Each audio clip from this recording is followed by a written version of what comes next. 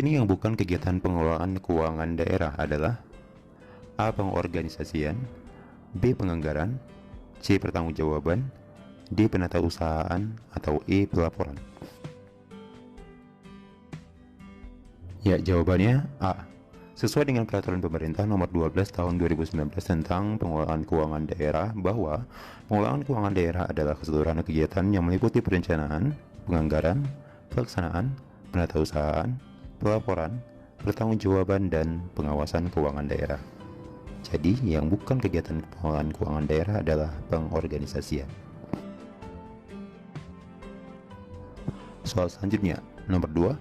Anggaran pendapatan dan belanja daerah atau disingkat APBD adalah rencana keuangan tahunan daerah yang ditetapkan dengan A. Peraturan pemerintah, B. Peraturan setingkat undang-undang, C. Peraturan daerah, D. Surat keputusan gubernur, atau E. Rekomendasi BPK. Ya, jawabannya C.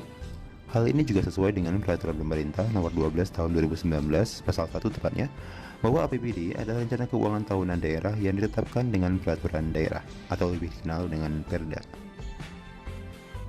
Soal ketiga, dana yang dialokasikan dalam APBN kepada daerah untuk digunakan sesuai dengan kewenangan daerah guna mendanai kebutuhan daerah dalam rangka pelaksanaan desentralisasi disebut A. Dana transfer umum, B. Dana transfer khusus, C. Dana bagi hasil, D. Dana alokasi umum, atau E. Dana alokasi khusus.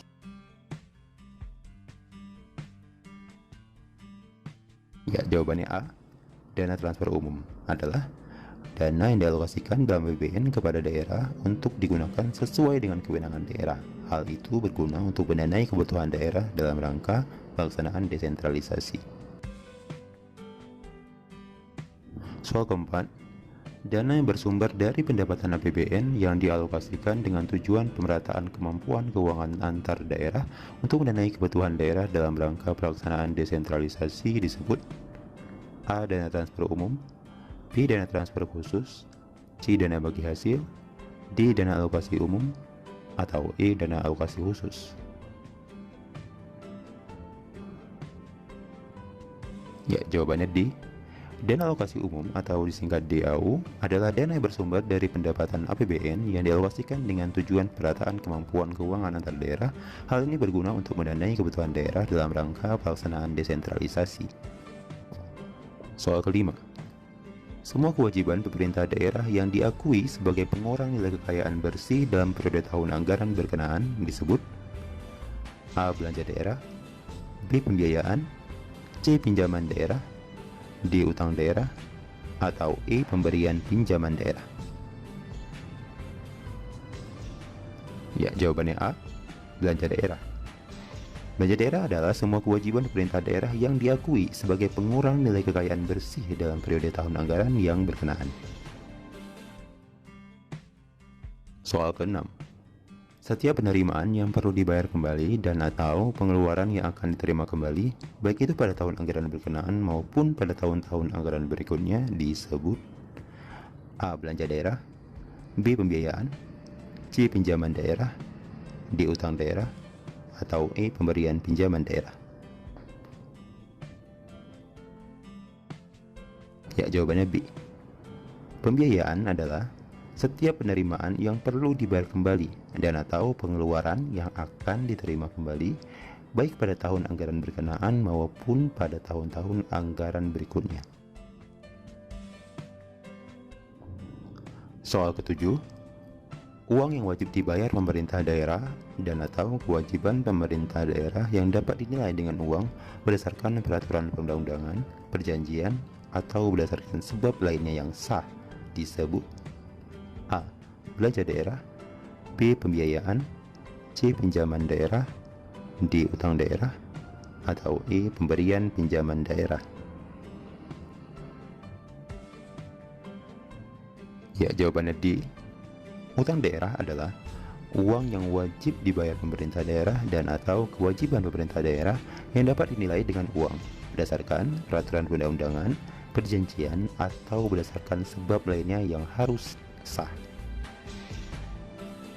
Soal selanjutnya nomor 8, kebijakan umum APBD atau disingkat KUA adalah dokumen yang memuat kebijakan di bidang pendapatan, belanja, dan pembiayaan serta asumsi yang mendasarinya, yang memuat periode selama A. 2 tahun, B. 1 tahun, C. 6 bulan, D. 3 bulan, atau E. 5 tahun.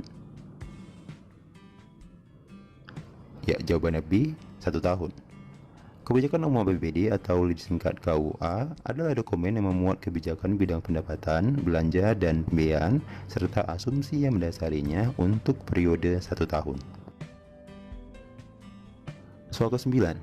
Rekening kas umum daerah adalah rekening tempat penyimpanan uang daerah yang ditentukan oleh A. Bendahara Pengelola Kas, B. Kementerian Keuangan, C. Kepala Daerah, D. Pejabat SKPD, atau I. Satuan Kerja Pengelola Keuangan Daerah atau SKPKD.